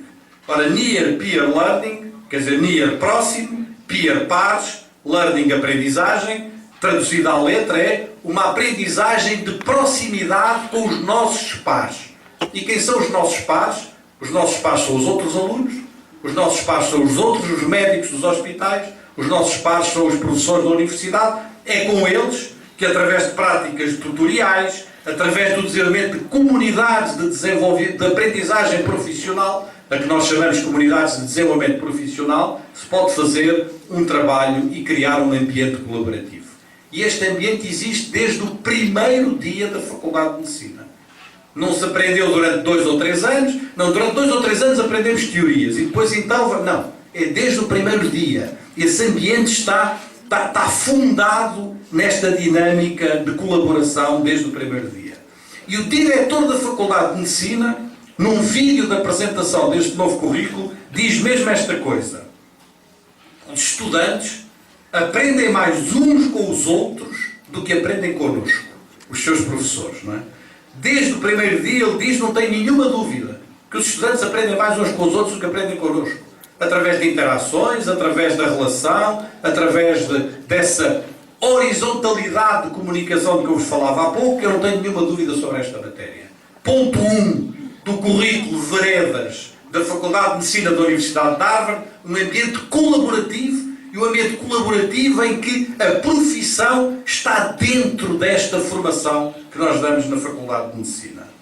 E depois, uma formação entrelaçada. Entrelaçada existem no vosso português. Relacionada, mas para mim é mais entrelaçada. Como é que vocês dizem quando uma... Mas é mais do que integrada. É quando vocês têm uma corda, que tem vários fios, como é que vocês chamam isso? É entrelaçada, não é? Ok, então vai, estou a dizer bem em português. O meu português não é assim tão mau, não é? É entrelaçada, no sentido em que os fios Os fios têm uma certa identidade, mas eles entrelaçam-se uns com os outros, não é? Eles não se diluem num amálgama, não é? Há um entrelaçamento de diversas coisas. E este entrelaçado começa logo pela afirmação e pela recusa de uma estratificação curricular. Dizem eles, não, essa coisa de primeiro aprende-se a teoria e depois vai-se para a prática, isso está totalmente errado, não é? Isso não existe, não é? Não há teoria primeiro e prática depois. Há um entrelaçamento entre a teoria e a prática. Nós aprendemos algumas coisas durante 2 ou 3 semanas e depois vamos à prática desde o primeiro ano e depois voltamos à teoria e a teoria faz outro sentido que não teria se não tivesse havido prática, e é este trabalho de ressignificação, este trabalho de reconceptualização, de entrelaçamento, que é verdadeiramente importante numa formação profissional universitária. E a formação do médico é uma formação profissional universitária, da mesma maneira que defendi eu, a formação de um professor é uma formação profissional universitária. E depois dizem eles que para isso é preciso um contacto precoce com as realidades profissionais concretas e perceber como a teoria é importante para a prática e vice-versa, como a prática é central para a teoria. E este entrelaçamento, que é feito de uma maneira muito subtil, com idas às clínicas, com semanas passadas nos hospitais, já falarei disso um pouco mais, é um entrelaçamento curricular que é central na concepção, na maneira como os médicos são formados na universidade mais prestigiada do mundo, na escola médica mais prestigiada do mundo e que, portanto, é também um elemento, pelo menos, de reflexão para todos nós. Em terceiro lugar, um currículo integrador. Eu hesitei aqui entre a palavra integrado e integrador, não é? Ele é ao mesmo tempo um currículo integrado e é um currículo integrador. Em que sentido? No sentido em que dizem eles, não faz sentido ensinar a anatomia, a fisiologia, a patofisiologia, a farmacologia, a química, a biologia, não faz sentido. As disciplinas verticais hoje têm muito pouco sentido. Faz sentido haver uma composição integrada destas disciplinas, haver um conjunto de módulos, um conjunto de problemas, um conjunto de questões que se estudam, que se trabalham, sobre as quais se refletem, em que obviamente o conhecimento anatómico, ou o conhecimento fisiológico, ou o conhecimento farmacológico são muito importantes, mas eles não são ensinados enquanto tal, eles são ensinados de forma integrada a partir de um conjunto de composições integradas, ou de módulos, ou de problemas, ou de determinadas realidades apresentadas. O que no nosso caso queria dizer qualquer coisa como não faz sentido ensinar a história da educação, a psicologia da educação, o currículo, a didática, etc. Faz sentido criar problemas ou situações em que nós precisamos do contributo destas disciplinas para a sua análise, para a sua reflexão, para que eles constituam um elemento de aprendizagem e de estudo. E depois dizem eles que também não faz nenhum sentido as tais aulas tradicionais, as tais aulas expositivas, as tais aulas que decorrem do modelo escolar, dizem eles, tudo isso é passado. Não faz nenhum sentido perdermos tempo com isso. Dizem mesmo o diretor da Faculdade de Medicina, diz mesmo, se por acaso os alunos não sabem alguma coisa que é importante saberem, eles que vão para casa estudar. Tem lá o computador, tem lá vídeos, tem lá cursos online, eles vão para lá estudar. Têm acesso às bibliotecas, em qualquer computador nós temos acesso às bibliotecas todas do mundo, estudem. A gente explica-lhes onde é que eles vão estudar, eles vão lá estudar. O nosso tempo é demasiadamente precioso para o perdermos em coisas que podem ser feitas fora do nosso tempo, podem ser feitas em casa, podem ser feitas com outros colegas, podem ser feitas na biblioteca. E, portanto, nós precisamos do nosso tempo para estudarmos em conjunto, para trabalharmos em conjunto, para trabalharmos o conhecimento, para levarmos esta aprendizagem mais até ao fundo. Não faz sentido estar perante uma plateia a dar uma aula de 1 hora, mais 1 hora, mais 1 hora, mais 1 hora, em coisas que se podem aprender de outra maneira. E diz mesmo Diz mesmo o diretor desta faculdade. Sim, porque na educação médica não se trata de transmitir informação. Isso é mais ou menos irrelevante. A educação médica faz-se na transformação dos próprios estudantes. O que importa é a transformação do estudante e não a transmissão de determinadas informações. E por isso eles fazem, por exemplo, um recurso sistemático a pequenos vídeos de 3 minutos, 4 minutos, 5 minutos, a pequenas situações de simulação que são o objeto da análise e do estudo. E obviamente que nessa análise e nesse estudo é importante ter um conhecimento anatómico, ou fisiológico, ou farmacológico, etc, etc. Mas eles não são o objetivo em si mesmo, eles destinam-se ao trabalho sobre isto. Eles têm vídeos absolutamente extraordinários, pequenos vídeos de 4, 5 minutos, que são casos de estudo a partir dos quais se organiza este currículo integrado e integrador. Depois há um ponto que para eles é central, muito aqui assinalado pelo reitor da Unesc, no que diz respeito ao trabalho da universidade, que é uma ligação ao exterior. Aqui já não se trata de uma ligação à profissão, trata-se de uma experiência de ligação às comunidades e de compreensão da diversidade das populações. Dizem eles, não se pode ser médico sem conhecer o que são as comunidades com as quais vamos trabalhar, sem conhecermos a sociedade com a qual vamos trabalhar, e têm eles, por isso, programas e semanas a que eles chamam Physician in Community, portanto, o médico na comunidade, desenvolvendo até uma teoria. Eu achei muito curioso que na Faculdade de Educação Médica houvesse este conceito das zonas de desenvolvimento próximo, que, como vocês sabem, é um conceito que vem do Vygotsky, não é? E que foi utilizado, por exemplo, no caso da formação de professores, pelo Zeichner e por outros autores norte-americanos. E, portanto, dizem eles, é preciso que as nossas zonas de proximidade, nomeadamente do ponto de vista social, sejam um elemento central de ligação ao exterior, e por isso eles fazem semanas de desenvolvimento profissional, que já não são semanas nos hospitais, que já não são semanas no interior do espaço profissional, mas que são semanas de ligação às comunidades, são semanas de ida para as comunidades, para a sociedade, de contacto com as populações, de realização de um conjunto de trabalhos que depois são objeto de análise no interior da universidade. E por último, e por quinto e último, um compromisso forte com a pesquisa. Um compromisso forte com a pesquisa, mas uma pesquisa que se faz dentro da profissão. E, portanto, não se trata tanto de uma pesquisa sobre anatomia, ou sobre fisiologia, ou sobre farmacologia. Trata-se de uma pesquisa sobre os gestos profissionais, sobre o trabalho profissional médico, sobre o conhecimento profissional médico. Trata-se de uma pesquisa a partir de certos problemas, de certas situações, de certos casos, e não propriamente uma pesquisa numa disciplina concreta, numa disciplina de sociologia, no nosso caso, ou de história, ou disto, ou de outra coisa qualquer. E, portanto, há um grande investimento nisso, no que eles designam pela uma pesquisa transformadora, do ponto de vista médico, e que eles muitas vezes definem de uma maneira que eu achei muito curiosa, dizendo que precisamos de bons problemas. Precisamos que os estudantes sejam colocados para bons problemas.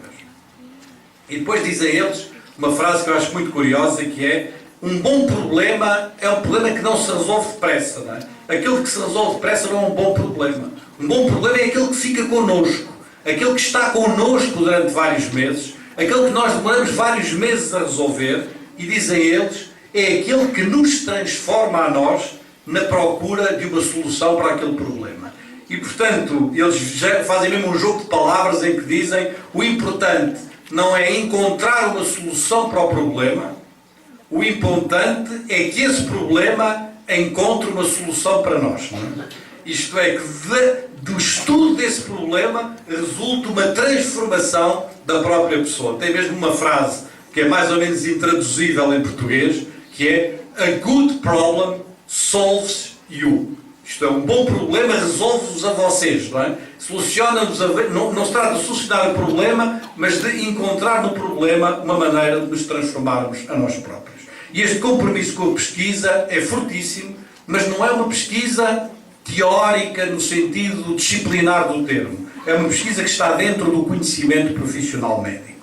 E esta pesquisa termina sempre numa coisa que é muito importante para eles e que eu tinha preparado este apontamento quase final antes de ouvir aqui o início desta sessão, mas o início da sessão que aqui teve lugar reconfortou-me muito nisto que vos vou dizer a seguir.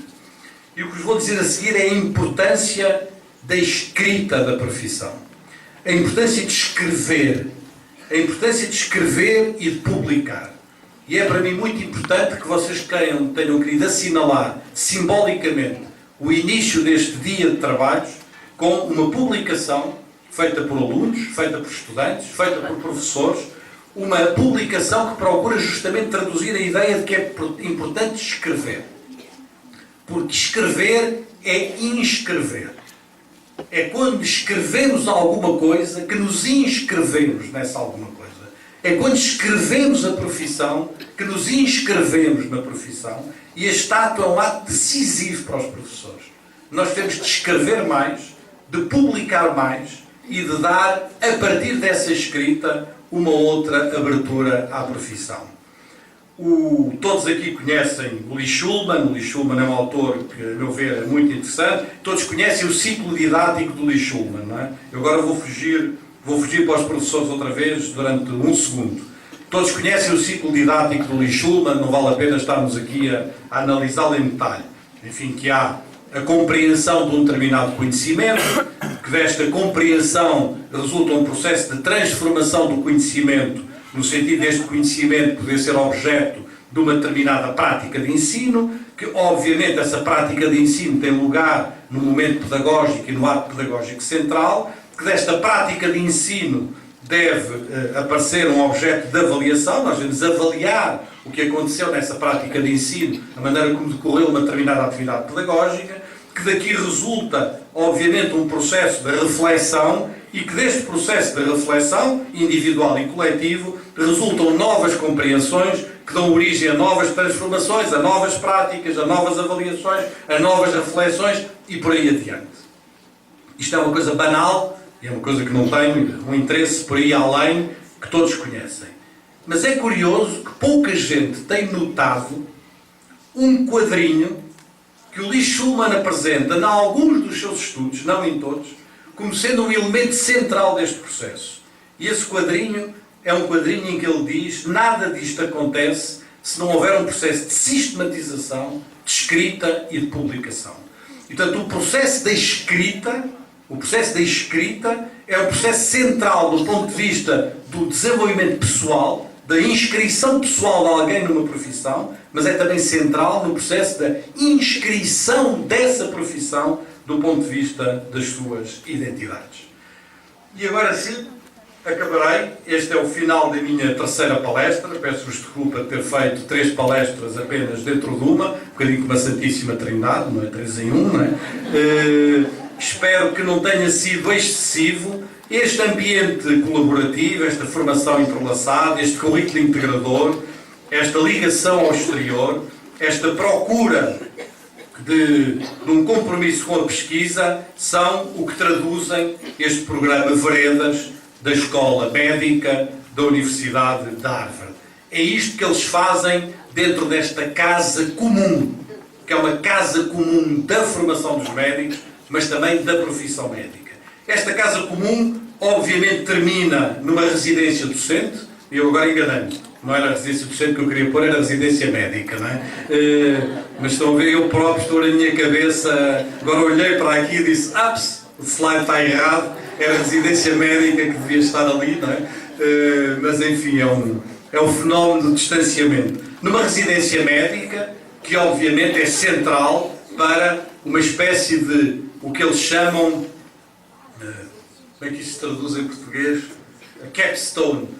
O que eles chamam a pedra que fecha a abóbada, não é? A pedra que é o que sustenta uma determinada abóbada, o que sustenta uma determinada construção, e esta residência docente é, obviamente, a integração na profissão, é todo o período dos jovens médicos, etc., que deve dar origem e que deve dar lugar, na opinião deles, a uma preocupação grande com o que eles designam pelo continuum profissional. O contínuo profissional é aquilo que nós chamamos, na nossa linguagem, na formação de professores, o desenvolvimento profissional, a formação continuada enquanto processo de desenvolvimento profissional. E por isso dizem eles, é mais uma afirmação do diretor da Faculdade de Medicina, dizem eles, aqui na Faculdade de Medicina não se trata apenas de aprender medicina. Aqui trata-se de aprender como se aprende medicina ao longo da vida. Não se trata de aprender apenas medicina, mas sim de aprender como se aprende medicina ao longo da vida. Creio que neste conjunto de reflexões, nestas 3 palestras, uma provocação sobre o que pode vir a ser a escola do futuro, numa provocação sobre a necessidade de novos modelos institucionais de formação de professores e da assunção dentro da universidade de uma casa comum. E, sobretudo, do conteúdo do que pode ser nessa casa comum, vos deixo algumas pistas da reflexão, de maneira muito superficial, eu reconheço, de maneira muito simples, mas que eventualmente podem servir para consolidar o que devem ser políticas, orientações e caminhos para o nosso futuro. Um caminho que nós devemos assumir com risco, um caminho que devemos assumir com uma ideia de futuro, um caminho que devemos assumir com esse mesmo risco, essa mesma capacidade criativa, essa mesma energia, esses mesmos ideais que eu sinto na maneira como os nossos colegas de medicina de Harvard falam e que, infelizmente, eu muitas vezes não sinto na área da educação. Acentuamos muitos problemas, as dificuldades, as crises, e é importante que o façamos, mas que nunca percamos essa ideia de esperança, essa ideia de futuro, essa pedagogia da esperança de que Paulo Freire nos falava, essa capacidade de abrir ideais que estão tão presentes na maneira como os nossos colegas de Harvard falam e que nós temos que resgatar também para nós.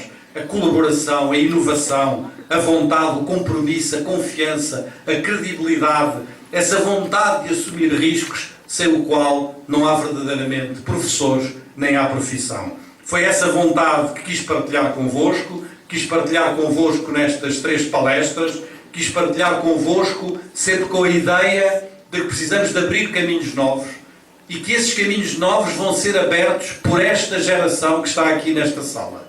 Nós vamos ser uma geração idêntica à que teve lugar no reinado de Dom Pedro II em todo o mundo, uma geração que teve lugar há 150 anos e que foi uma geração de transição. É com essa convicção que eu vos convido a pensar a educação e a pensar a formação de professores. Certamente num tempo de profundas mudanças.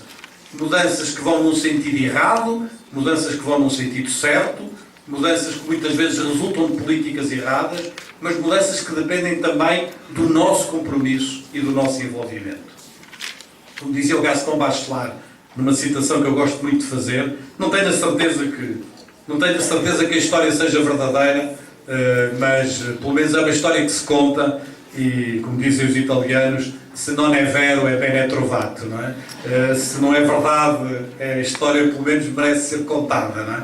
Diz-se que o Gaston Bachelard, o filósofo francês, em pleno maio de 1968, no meio da Revolução, no meio dos estudantes, num anfiteatro como este, a gritarem que era preciso mudar o mundo, que queriam mudar o mundo, que era preciso mudar o mundo, que o mundo não podia continuar como estava, que era preciso mudar o mundo, que o Gaston Bachelard, no final, provocatoriamente, se terá levantado e terá dito: caros estudantes, eu não entendi nada do que vocês disseram aqui durante aquela última hora. Não entendi nada. E os estudantes indignados: o senhor é um reacionário, o senhor é um conservador, o senhor é um tipo horrível, não entendeu esta necessidade de mudar o mundo. Não entendi nada do que vocês disseram. Mas não entendeu como?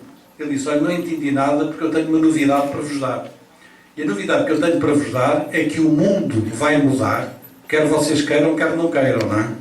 E que, portanto, o problema não é mudar o mundo, o problema é a direção dessa mudança. Há uma coisa que eu sei: a escola vai mudar muito nos próximos anos. A formação de professores vai mudar muito nos próximos anos. A universidade vai mudar muito nos próximos anos. Sobre isso eu não tenho nenhuma dúvida. Quer nós queiramos, quer não queiramos. O problema é o rumo dessa mudança. É saber se queremos uma mudança que reforce a escola e a educação pública ou não. Se queremos uma mudança que reforce os professores ou não. Se queremos uma mudança que seja de um futuro mais democrático, mais participado, mais colaborativo, mais inclusivo. Foi dessa mudança que vos falei, é para essa mudança que eu vos convido a todos e a todas. Muito obrigado.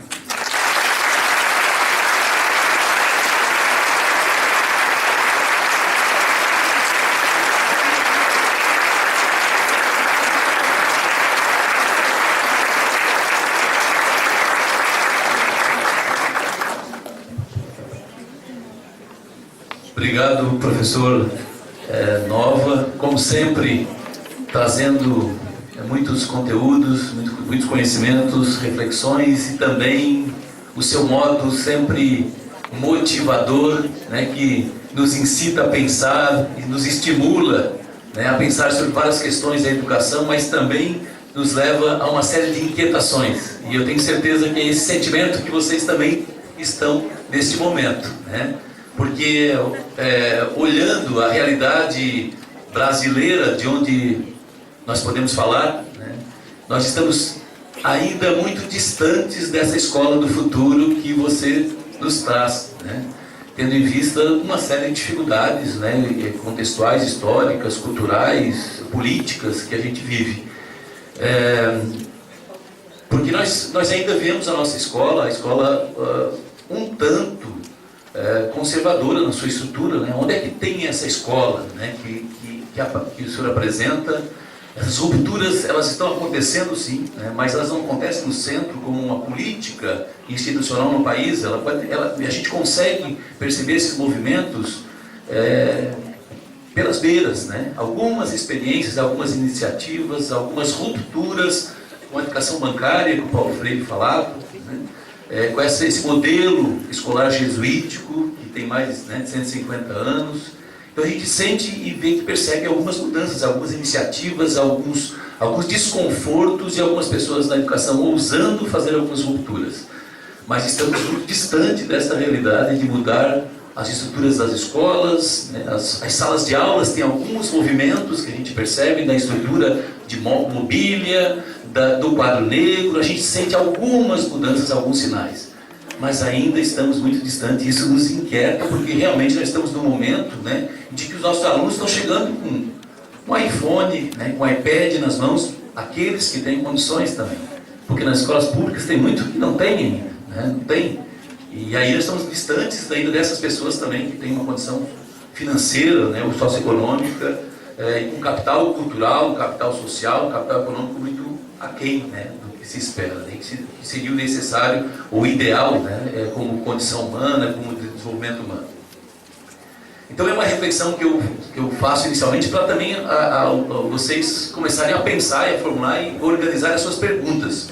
Porque nós passamos agora para nesse segundo momento num espaço concedido que vocês levantem questões, que perguntem, né, que questionem, porque é o momento de interação agora, né, com o nosso palestrante, com o Nova.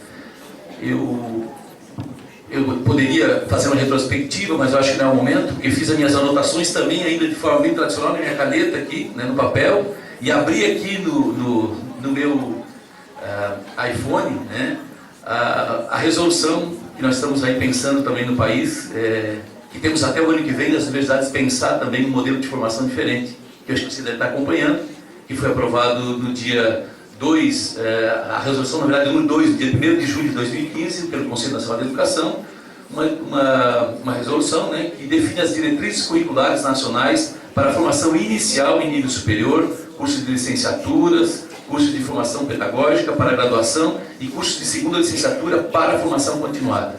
Então já é uma tentativa que nós estamos fazendo aqui no país, né, e discutimos isso nos conselhos, o Conselho Nacional e os conselhos estaduais, eu estou no Conselho Estadual agora, também com desafio, inclusive, para tentar propor alguma resolução pelo Conselho Estadual, no sentido de ajudar a direcionar, ajudar a dar uma luz, procurar pensar também, refletir com as instituições de como é que vai se organizar, na verdade, essa formação inicial e essa formação continuada, vinculada realmente com as escolas, no sentido orgânico, no sentido de interativo, de compromisso com as das instituições formadoras com, né, a educação básica, seja em nível ensino fundamental, ensino médio, enfim, né?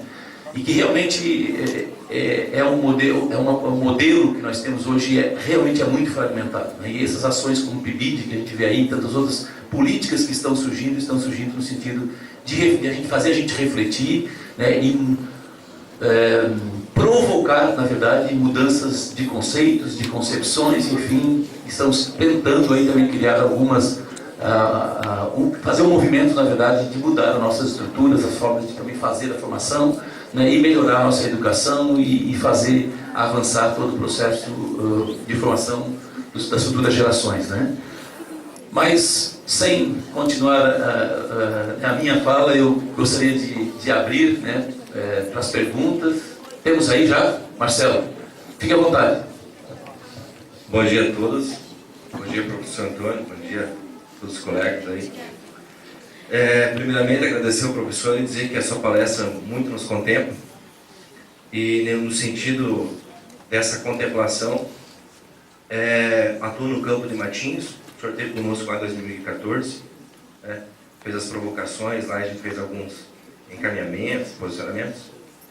Atuo no curso de licenciatura em Ciências da Natureza, de Educação do Campo e de licenciatura em Ciências. A licenciatura em Ciências de Educação do Campo, ela funciona de forma itinerante, alternância, com a metodologia de aprendizagem por projetos, docência compartilhada, avaliação qualitativa, e funciona a 198 km da universidade. Ou seja, nós se movimentamos e os alunos também se movimentam, né? E já trabalhamos por currículo integrado. E para integrar esses currículos, a gente não tem disciplinas, a gente tem módulos. E tem eixos pedagógicos para integrar os diferentes cursos. Isso no campo de Matinhos, da UFPR. A gente tem um espaço chamado Fundamentos Teóricos Práticos, para os 15 cursos, e tem um espaço chamado Interações Culturais e Humanísticas, para os 15 cursos, e os projetos de aprendizagem, que acontecem nos 5 dias da semana. Há 3 anos, eu e a professora Suzana, né, colega aí, que o senhor conhece, atuamos dentro de uma escola estadual de periferia de Matinhos, trabalhando com o 3º ano da licenciatura em Ciências, integrando currículo dentro da escola, né, integrado junto com os alunos do 9º ano de Ciências. Há 4 anos, na quarta-feira à noite, eu trabalho numa comunidade, em uma associação de moradores do município vizinho, com vídeos curtos, como o senhor falou, e tentando desenvolver o que a gente chama lá de operadores de valores, né, e operadores conceituais. Conceituais relativos à profissão, de valores relativo à formação humana. E a palestra do professor me deixa muito claro essa necessidade da escola, da universidade, do espaço comum de formação profissional. E, como eu falei para o professor, eu estou angustiado, né, provocado, até falei para o professor que é uma discussão talvez vencida, né, pelo professor há 20 anos atrás, né, no livro de Vidas de Professores, né, de 92. E estou angustiado que essa base comum da formação profissional, que eu entendo que há necessidade, né, dessa base comum da formação docente, profissional docente, tenha que existir. Que tem que ter esse espaço também comum, colaborativo, que contempla a comunidade e a diversidade. Mas ao longo desses 4 anos, eu tenho, dizer assim, encontrado um desafio, que ele está relacionado à base comum humana. Eu não consigo superar a fragilidade da formação humana, porque o sujeito chega no espaço profissional, construir essa formação profissional com diferentes princípios de valores humanos. E esses princípios de valores humanos, ele interfere na leitura dos princípios profissionais. Então eu até consigo proporcionar um espaço de reflexão, de ação, né, do sujeito na sua autonomia, no seu protagonismo, na sua emancipação, ele construa e se aproprie, né, de conceitos relativos à profissão. Mas eu ainda não sei como que ele vai usar esses conceitos relativos à ação humana do sujeito. Acho que o seu caso é bem explicado com a medicina, né? Então, por exemplo, eu acho que o que define se o sujeito na medicina constrói os conceitos necessários para fazer uma cirurgia, né? Acho que a gente sabe que ele consegue, mas como que ele vai usar isso em que situações a gente não pode ainda definir. E eu gostaria que tivesse uma base comum para a formação humana também, né? E acho que talvez, não sei se é necessário ou não, aí queria que o senhor falasse um pouquinho sobre isso.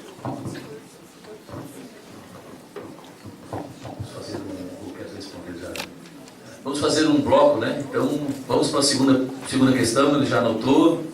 Blocos de 3 perguntas, pode ser? 3 perguntas.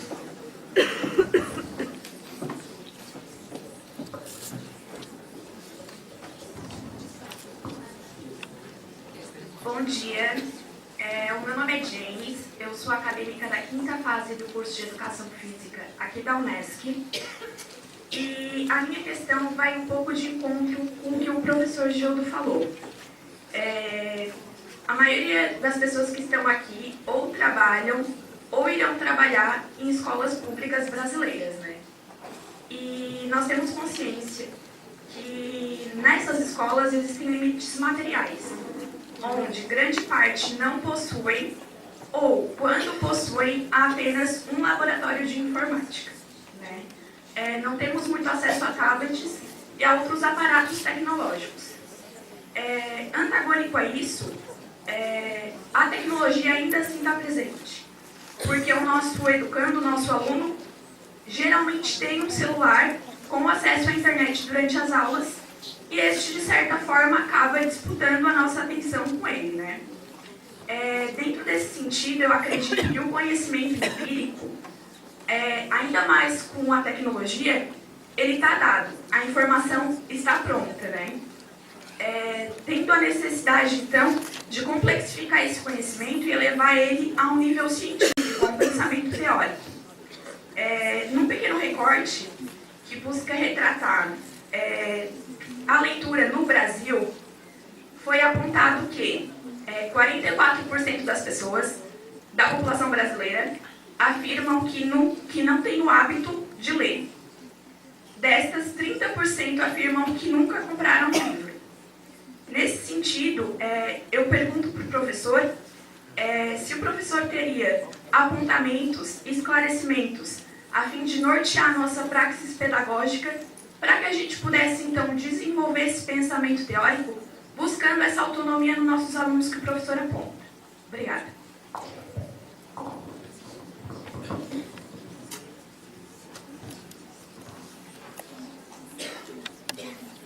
Bom, obrigada primeiro, né, por estar participando desse momento. Eu sou a professora Nádia, eu trabalho na Universidade Federal do Tocantins, nós somos de Palmas, Tocantins, e na Secretaria de Estado da Educação, na rede pública, na educação básica. Então, eu sou de um estado novo, o mais novo da federação, de uma capital jovem, planejada, onde existe uma grande quantidade de investimento na educação pública, tanto municipal quanto estadual. Nós estamos vivenciando hoje um processo de expansão da educação de tempo integral, né? Então, hoje, na nossa rede municipal, cerca de 85% das nossas escolas já são de tempo integral. E tem assim, esse aumento mesmo da quantidade de carga horária, né? E na universidade a gente discute muito essa questão da educação integral, educação de tempo integral, aumento de carga horária, se isso é benéfico ou não. E pensando nessa formação do professor, pensando nesse tempo que o professor passa dentro da escola com os seus alunos, com toda a comunidade, eu queria que o senhor comentasse para a gente qual a percepção do senhor nesse processo, como que isso funciona, assim, como que o senhor percebe esse aumento do atendimento para a criança dentro da escola desde a educação infantil, né, que lá as nossas escolas de tempo integral já começam desde a primeira infância. E como que o senhor percebe isso? Obrigada.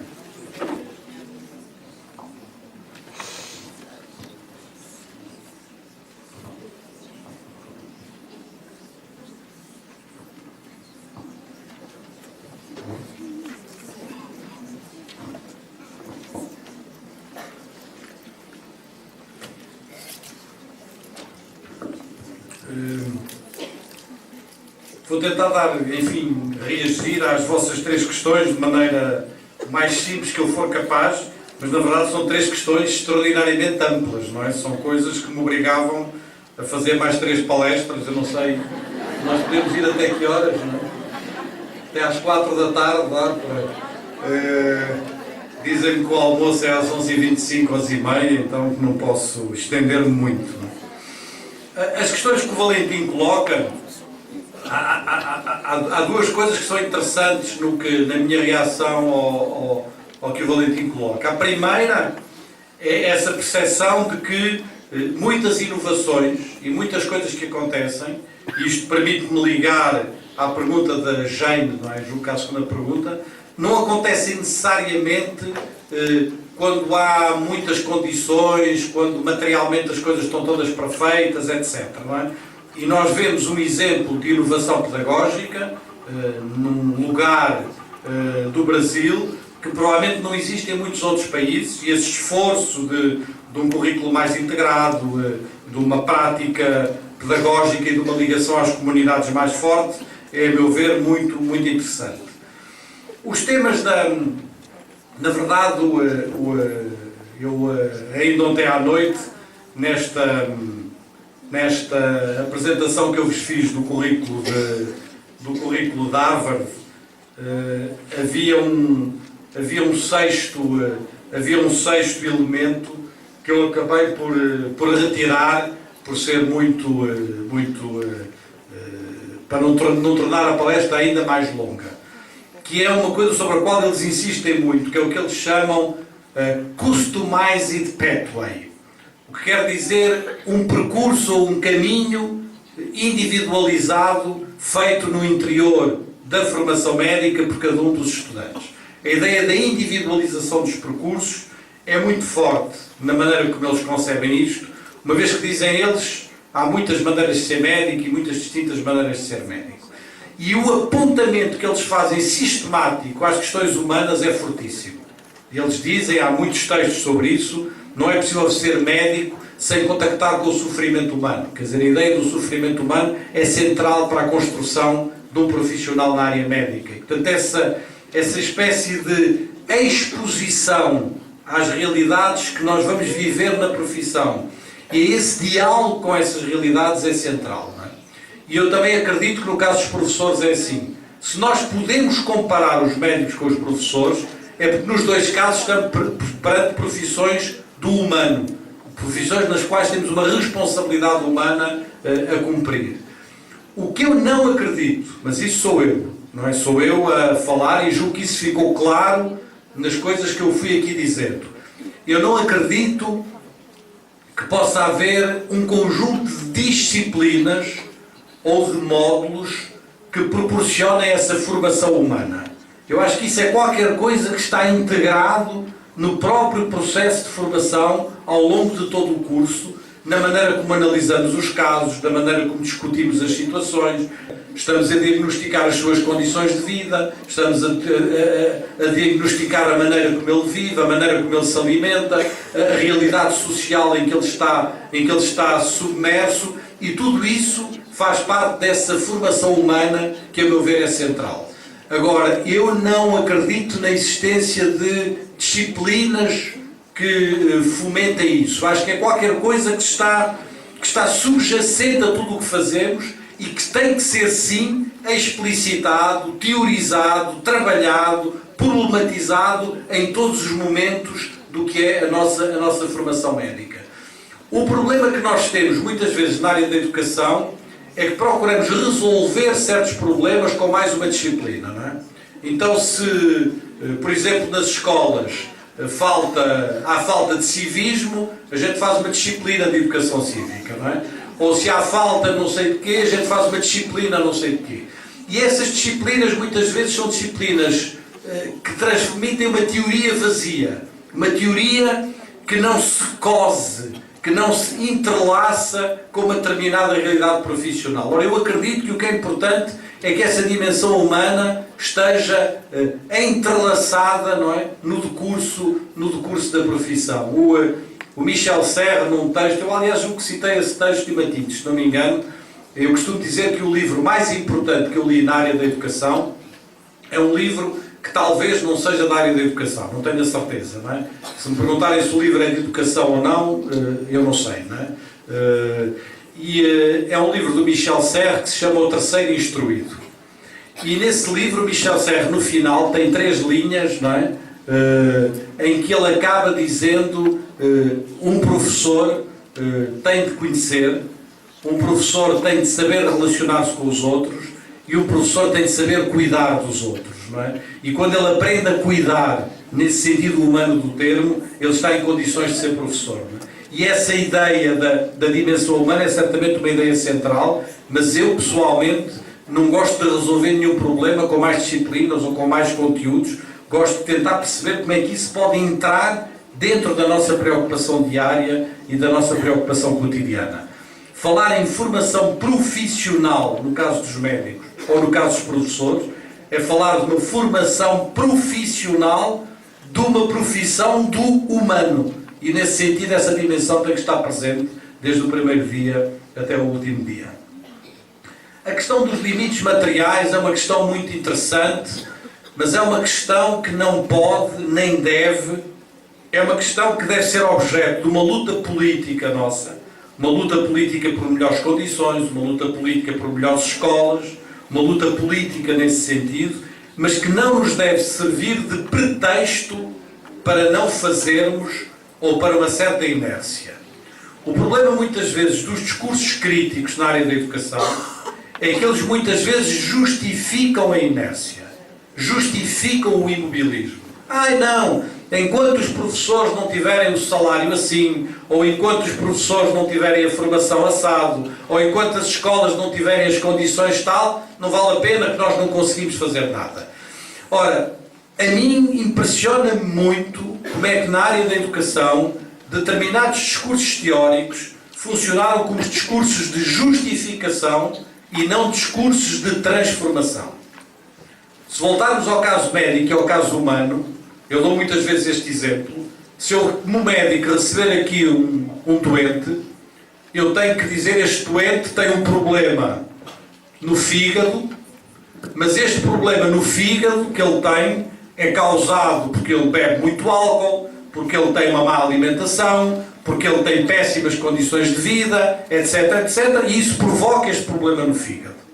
Mas depois de fazer este diagnóstico, eu não posso dizer ao doente: olha, o senhor alimenta-se mal, o senhor vive mal, o senhor não tem condições financeiras boas, portanto vá para casa morrer, que eu não posso fazer nada, não é?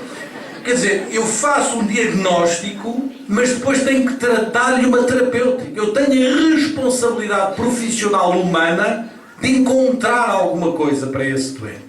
Ora, nós na educação, muitas vezes, utilizamos este diagnóstico para não fazer. O aluno vem de famílias pobres, os pais nunca leram um livro, aquela família é toda horrível e não sei o quê, a gente não pode fazer nada. Ele vai ter insucesso, não é culpa nossa, é culpa dos outros. A gente não pode fazer nada. Ora, é essa ideia de uma teoria que serve para legitimar a nossa inércia que eu pessoalmente acho horrível na área da educação. Nós devemos ter um pensamento crítico, mas um pensamento crítico que seja transformador, mesmo quando muitas vezes as escolas não têm todas as condições. E aliás, na sua pergunta, acabou por falar na dificuldade dos materiais e depois acabou dizendo que havia uma outra dificuldade, que era a dispersão que os alunos tinham com o uso do celular, não é? E portanto é verdade que essa é uma dimensão enorme. Nós precisamos de trabalhar o conhecimento, precisamos de criar concentração, precisamos que os alunos estejam interessados e concentrados naquilo que fazem, mas isso não vale a pena a gente fazer isso fechando os olhos à realidade que temos. O Michel Serres diz numa citação que eu acho luminosa, nem sei onde é que eu devo ter aqui, de uma apresentação que fiz outro dia. Pronto, isto agora acabou-se. Já não está, não importa. Ele diz, deixa-me ver se eu consigo encontrar essa citação aqui numa outra coisa que eu fiz ontem.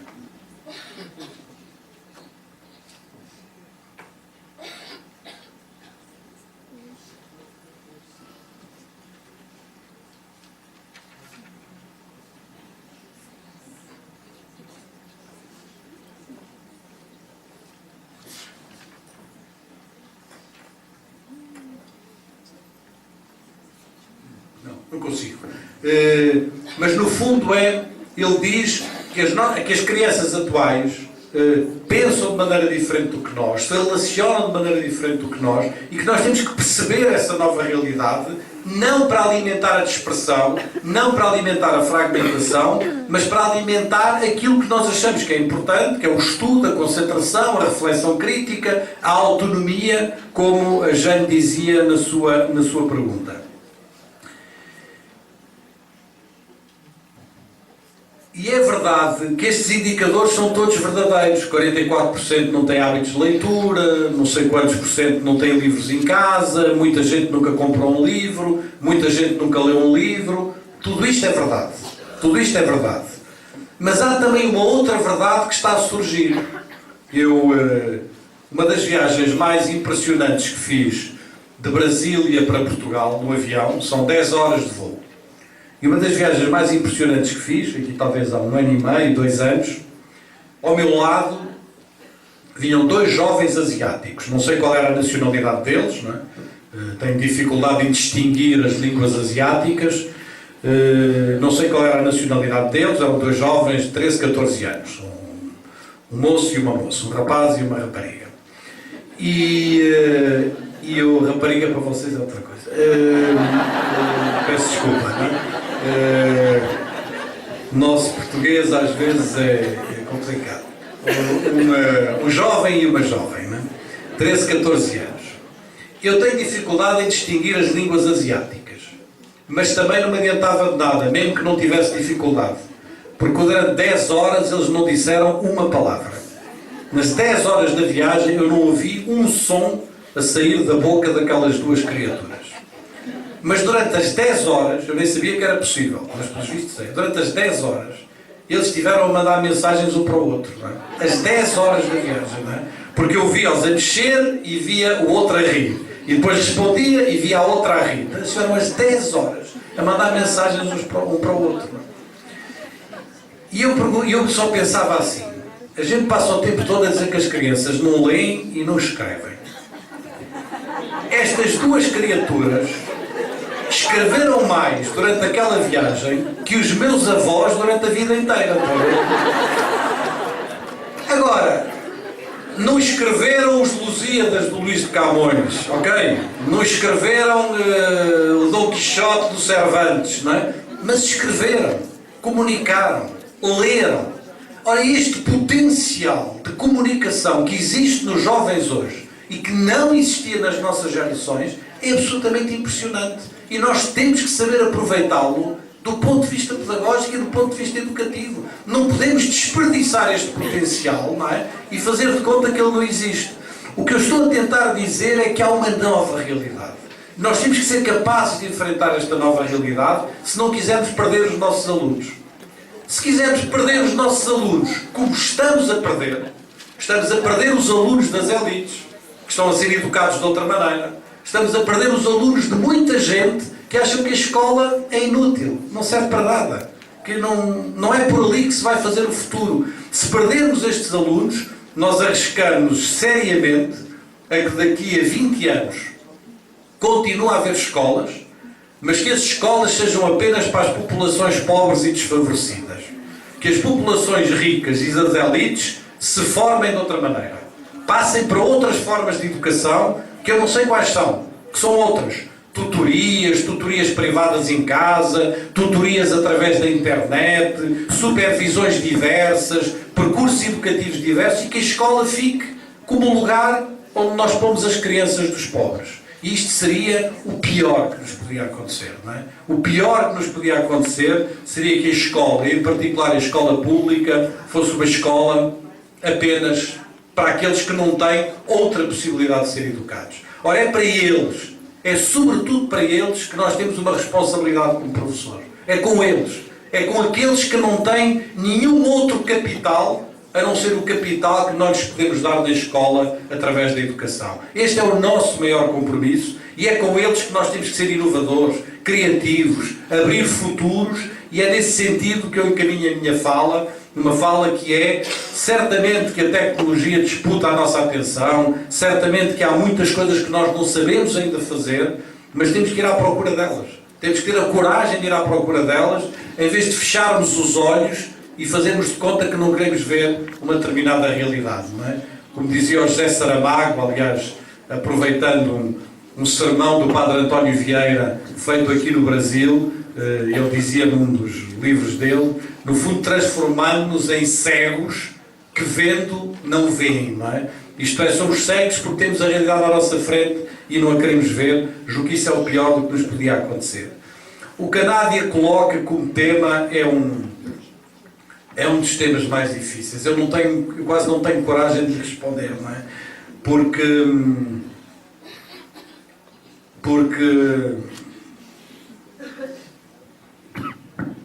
como é que se responde a isso em pouco tempo, não é?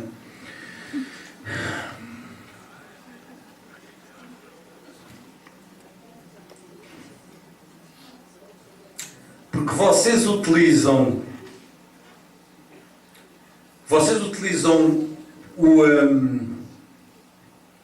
o conceito de educação em tempo integral. Vocês, aliás, circulam entre vários conceitos. De educação a tempo integral, de educação integral, de escola integral. E isto para mim não é sinónimo, não é? Não são coisas sinónimas, são coisas diferentes. E vocês utilizam o conceito de educação integral, ou tempo integral, de uma forma positiva. Eu tive conversas com colegas sobre esse tema. Ele é utilizado no Brasil de uma forma muito positiva, de uma forma, no fundo, daquilo que nós chamamos na Europa, ou pelo menos em alguns países da Europa, a escola republicana. Não é? A escola republicana, a escola laica, a escola que dá a todas as crianças uma boa educação, a escola em que o professor está a tempo inteiro naquela escola, dedicado àqueles alunos. Então é utilizado de uma maneira que é uma maneira positiva. No entanto, eu julgo que o que nos diz a evolução que eu procurei aqui traçar da escola é que a educação, tome isto como metáfora, em grande parte se vai libertar da escola. Não é? E que a educação vai ter... Quem percebeu isso de maneira luminosa foi um autor, enfim, um humanista radical, num certo sentido conservador, mas em parte anarquista também, que foi o Ivan Illich, aqui há muitos anos atrás. Não é? Quando ele falava da capilaridade educativa, quando ele falava de que vai haver uma rede capilar de educação que não vai estar concentrada dentro de uma escola, que não vai estar concentrada num determinado espaço escolar. Ora, eu acredito nisso.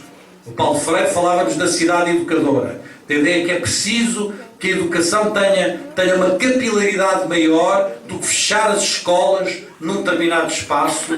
Quanto mais tempo, melhor. Quanto mais horas, melhor. Eu não acredito nesse sentido. Agora, eu compreendo que no caso brasileiro isso representa muitas vezes um avanço importante do ponto de vista democrático, do ponto de vista da inclusão, do ponto de vista de dar a todos os alunos oportunidades que eles eventualmente não tenham noutros lugares.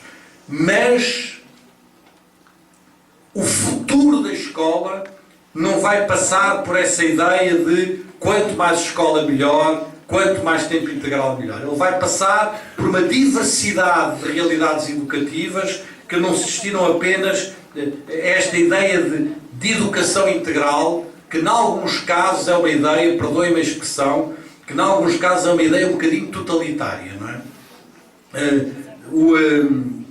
Havia curiosamente um anarquista português, um dos principais anarquistas portugueses do princípio do século XX, um homem chamado Adolfo Lima, escreveu em 1914, há 102 anos, um livro que se chamava Educação Integral, em que ele defendia a educação integral.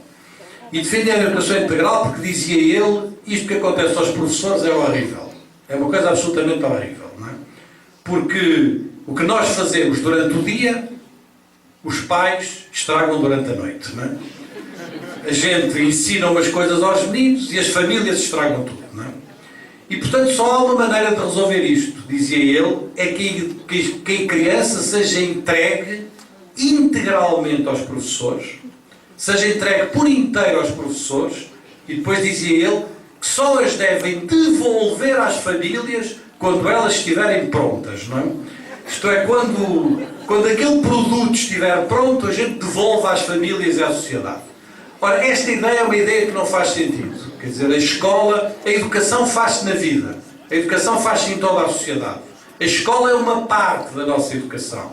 E querer colocar tudo dentro da escola é, a meu ver, um erro fatal que nós cometemos nas últimas décadas. Agora, eu percebo que na realidade política brasileira isso traduz-se muitas vezes num avanço, que é um avanço importante do ponto de vista democrático. E por isso custa-me tanto estar aqui a reagir e a dizer o que estou a dizer, nos termos em que estou a dizer.